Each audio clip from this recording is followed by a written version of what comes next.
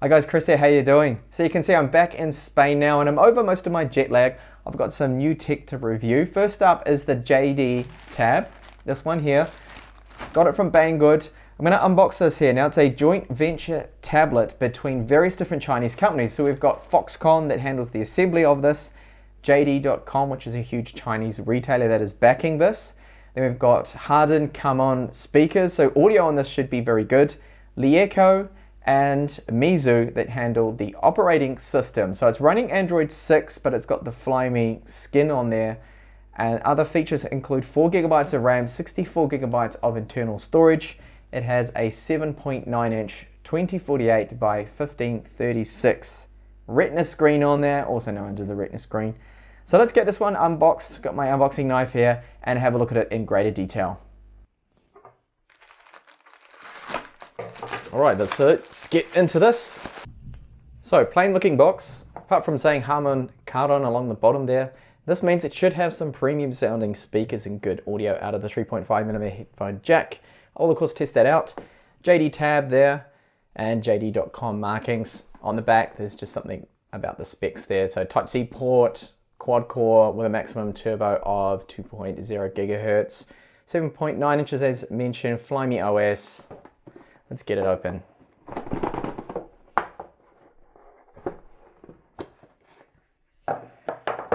Right, that looks quite good so far.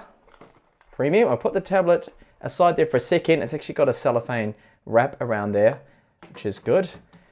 And here we have what looks like an instruction, quick start guide perhaps. JD Tab. So maybe one of these is in English. No, that's Chinese. And this is also Chinese. But this was actually just meant to be a domestic Chinese only tablet, this one. But it's just because we have Banggood and other retailers that will be exporting this. Some kind of VIP card or something. No idea what that is about. A USB to Type-C cable, white. And then the charger, which seems to be stuck in there almost. Well, there we go. This is rated to 5 volts, 2 amps. So it doesn't look like it's going to have any quick charge or anything like that. It's a standard kind of rate there. So get it out of this wrap. And let's have a look at that. So I'll weigh it in just a second. It feels okay. I wouldn't say it's the lightest, but it does have a 6,000 milliamp hour battery in here, which is definitely larger than the 4,200 milliamp hour battery that is in the i5 Mini 4S that I recently reviewed. So on the back here, there is an 8 megapixel autofocus camera and a secondary, well, the microphone there. I don't know if that is the secondary. There could be another mic on here, but I imagine that's probably just it. That'll be for video. And along the bottom, 2 Torx screws, Type-C port, and 2 speakers either side, of course, with the H&K branding. Here we go. There's the other microphone on the left-hand top there. All made out of metal unibody here. Feels great in hand. There's no flex in that. So metal volume buttons on the right-hand side. They don't rattle around, which is good. And then a metal button here on the top that I can hear is a little loose, but not too bad. So plastic strip on the top. This will probably obviously be for the antenna reception and Bluetooth. 3.5mm headphone jack. And up the front, a 5 megapixel selfie camera there. And there are the menu keys down here along the bottom. So recent apps, home and back. So I'll get this powered on. Hopefully there's battery in here. I don't see why not. There we go. JD Tab. And first impressions of that screen. Looks to me that actually looks like it is fully laminated. Very bright. And Flyme OS, of course. So that's from Meizu. Okay, so there's an update there. So that will be for over-the-air update. Someone's already put this in English. That probably would have been Banggood. And it does have wireless in because it's picking up my wireless in network, which is good to see. So if you're familiar with Meizu's OS, like Flyme, then you know your way around here. But I just want to have a quick look. So that is Android 6.0.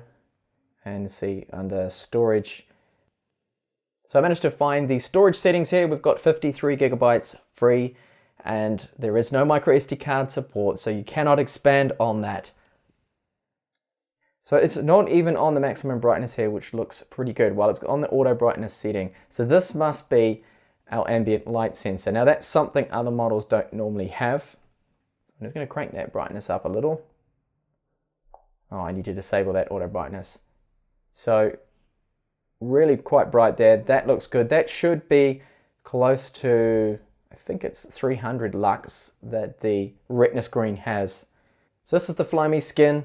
It's more customized. The icons look a little bit flat there, and it actually does have a nice aesthetic to it. It doesn't look bad to me. And we do have a couple of JD.com pre-installed applications on there, so a little bit of bloatware. There's Lee Echo's app there too. Now these hopefully can be removed, perhaps uninstall, yes.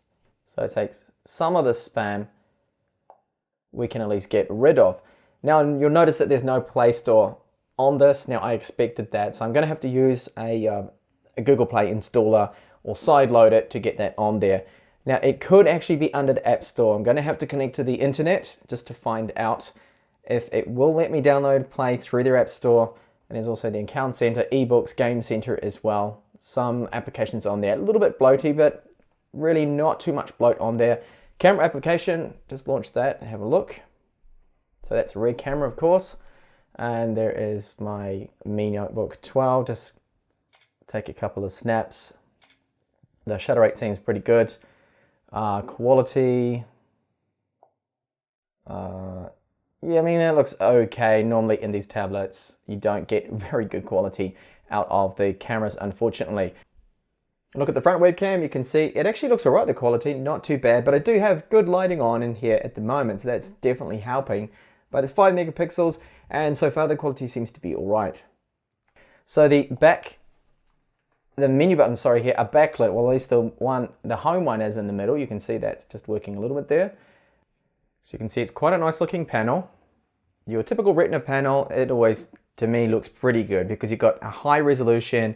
We've got 324 ppi here, so 2048 by 1536 resolution. And that really does look quite nice, that screen. To me, that is also fully laminated. I can't really see any gap between the touch glass on the top there and the actual IPS below. Okay, so just gonna have a look at the weight of it now. Comes in at 377 grams, which isn't too bad. If I weigh the Mini 4S,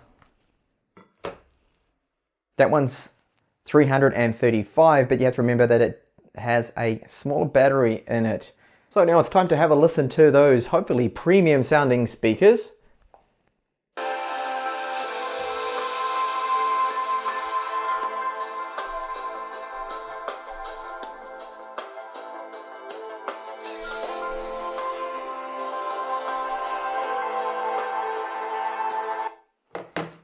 That sounds actually quite good for a tablet, very decent.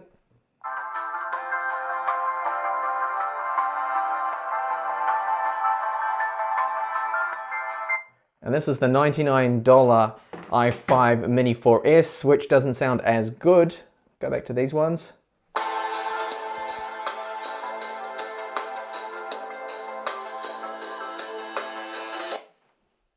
A bit louder on the JD tab, and they also have a little bit more bass to them.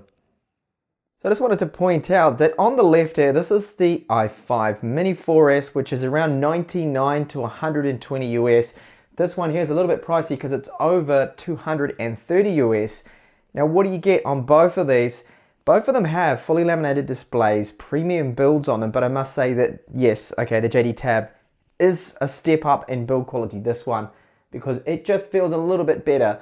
But it doesn't have a micro SD card slot. Both of them lack HDMI out. And the other thing too is, well, operating systems, you're getting Android 6 on both, but you have the custom skin on this one that doesn't come with Google Play. Stock Android that does have Google Play Store on there. To me, if you value battery life, this one's going to be better because that has 2000 milliamp hours more. But I think value for money, that's a definite winner there because this one just has and offers so much more to me personally. Having that micro SD card slot is a big bonus. And then of course, stock Android with Google Play in there means you don't have to muck around with installers, which is what I'm going to have to do with this one here. Okay, so that's the JD Tab J00, and overall, so far my first impressions are good. This thing has a premium build to it, really nice Retina screen, a very familiar panel of course. It's in so many tablets.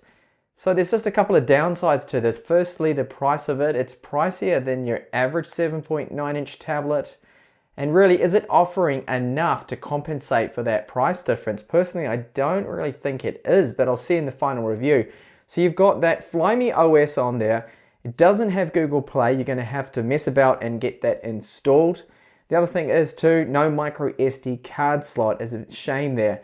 But yes, the audio is better. It will have a better battery life than other options out there, like the Mini 4S.